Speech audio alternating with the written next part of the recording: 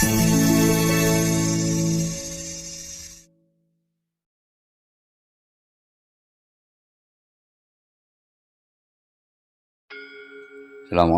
warahmatullahi wabarakatuh.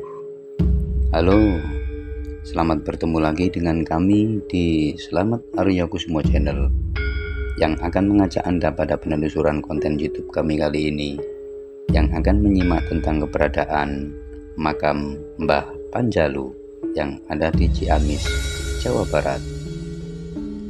Dan tentunya kami berharap semoga kita semua senantiasa selalu dalam lindungan Allah Subhanahu wa Ta'ala, serta kelak mendapat syafaat dari baginda agung Rasulullah Muhammad Sallallahu Alaihi Wasallam, sehingga dalam kehidupan kita bisa selamat di dunia sampai di akhirat. Amin amin ya rabbal alamin. Naik ke dermaga, kita disambut gapura hijau yang diapit oleh dua prasasti berbahasa Sunda. Di atasnya duduk sepasang naga. Di bawah diapit ulah patung harimau kembar. Dua jenis fauna ini terkait dengan mitos sejarah kerajaan Panjalu. Mengenai harimau kembar ini, ada pula cerita legendanya. Konon, mereka adalah jelmaan dua anak raja Brawijaya, kerajaan Majapahit. Mereka tersesat, ditambah lagi melanggar peraturan. Jadilah penguasa hutan Panjalu merubah mereka berwujud hewan buas tersebut dan dihukum untuk menjaga hutan ini selamanya.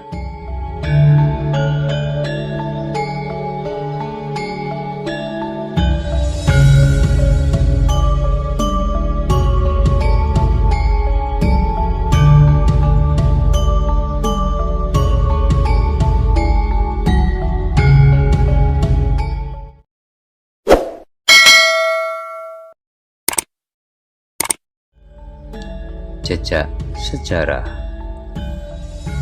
Lokasi makam ziarah tempat Prabu Haryang Kencana atau Boros Ngora atau Sayyid Ali bin Muhammad bin Umar, seorang ulama penyebar agama Islam di wilayah tersebut, terdapat di area kawasan hutan lebat seluas 57 hektar.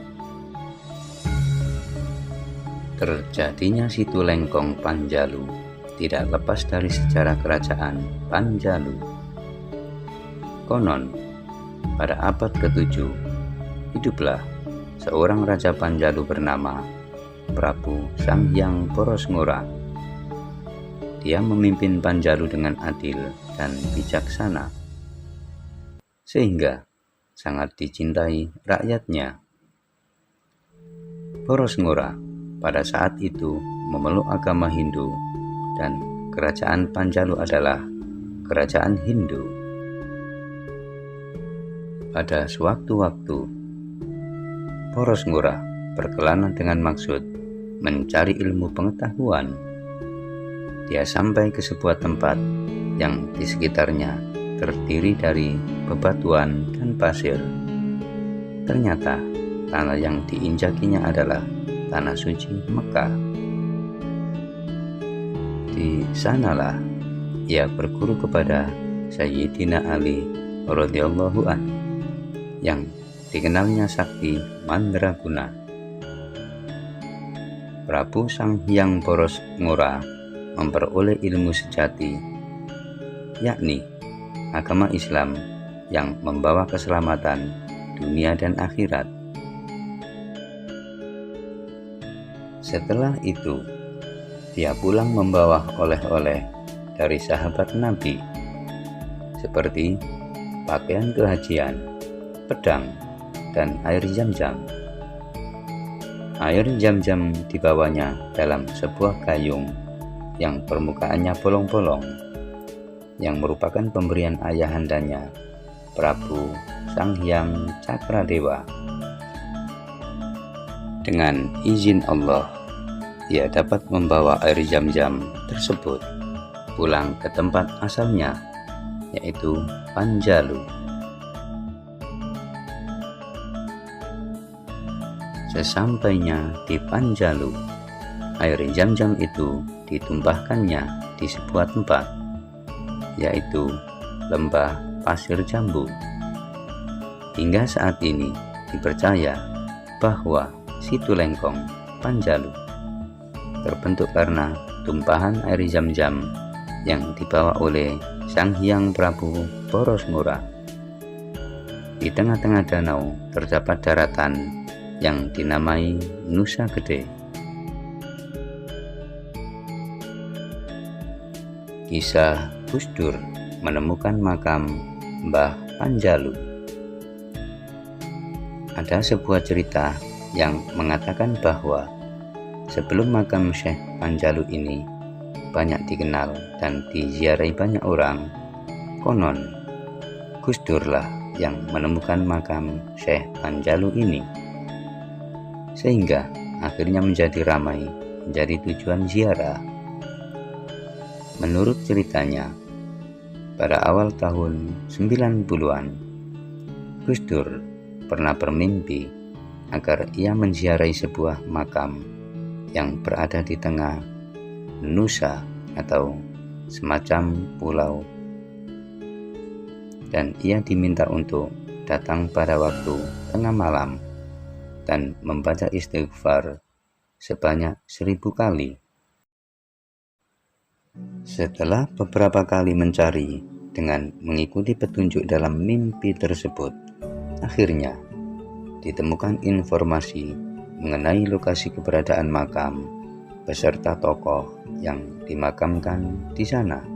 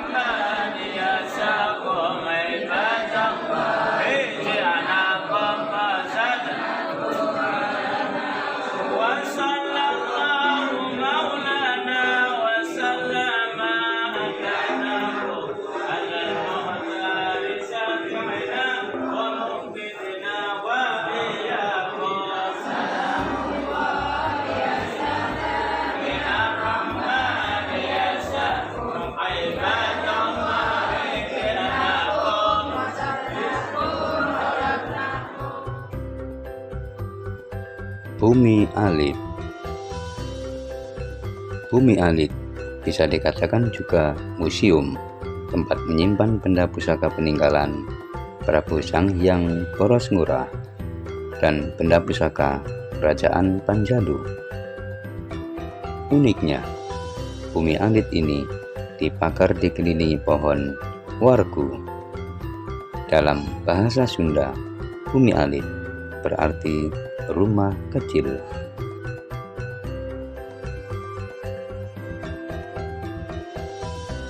Benda pusaka yang tersimpan di bumi alit yang paling terkenal, pedang Zulfikar, yang merupakan oleh-oleh dari Sayyidina Ali radhiyallahu an kepada Prabu Porosngora. Adapun benda pusaka lainnya adalah jis atau tombak bermata dua, keris komando, keris pancawara atau senjata perang zaman dulu, bangreng, gong kecil, kujang, dan lainnya. Setiap tahun pada bulan Rabiul Awal atau Maulid, benda pusaka ini yang ada di bumi alit itu dikeluarkan untuk dibersihkan. Tradisi membersihkan benda pusaka itu disebut upacara adat nyangku.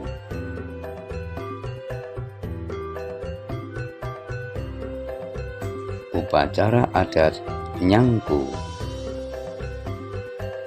Upacara tradisi nyangku atau tradisi pencucian benda pusaka peninggalan Prabu Porosngora digelar pada bulan Maulid di hari Ganjil, Senin atau Kamis, sekaligus sebagai peringatan Maulid Nabi Muhammad Shallallahu Alaihi Wasallam.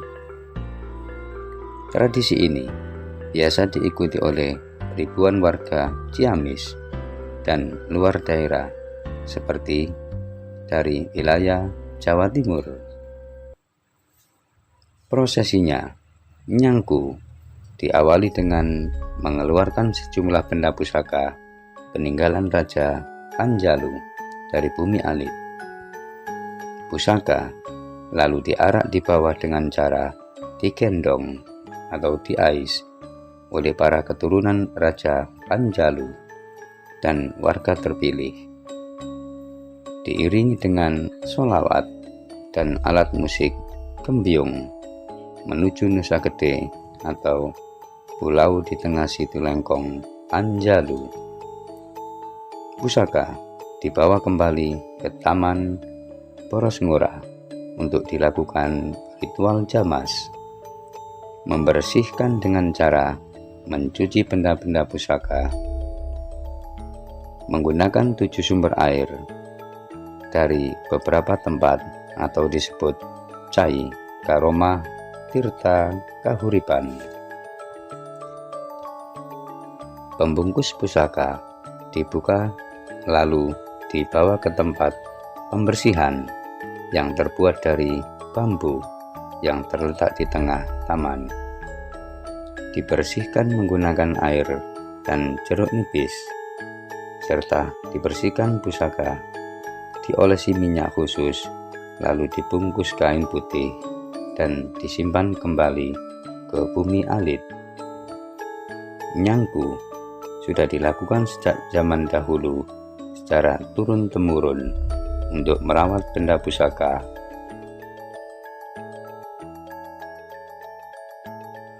Tujuannya untuk mengenang jasa Prabu Sanghyang Porosngora yang telah menyampaikan ajaran Islam, untuk melestarikan budaya dan melestarikan peninggalan zaman dulu.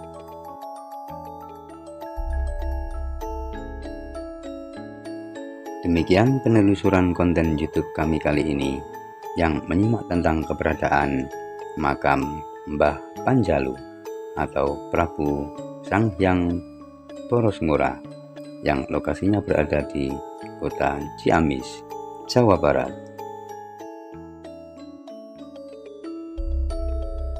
Wabillahi taufik wal hidayah waridho wal inayah. Wassalamualaikum warahmatullahi wabarakatuh.